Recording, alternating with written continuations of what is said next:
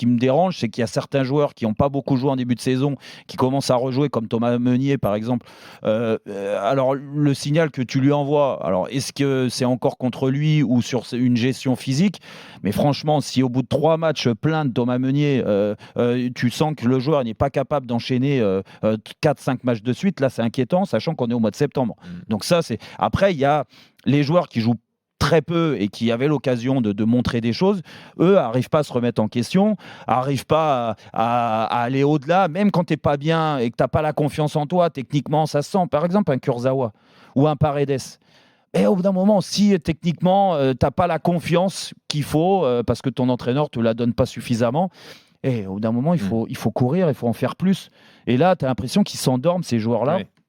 Donc ça, c'est problématique sur l'ensemble de la saison. Il n'y a pas de marge en termes d'état d'esprit. Il y a peu de bancs. Willy, qu'est-ce que tu en penses, toi? Il y a un banc, il y a un effectif. Non, mais Jean-Louis, il dit pas ça. Il y a un banc énorme. Oui, mais un banc qui répond pas.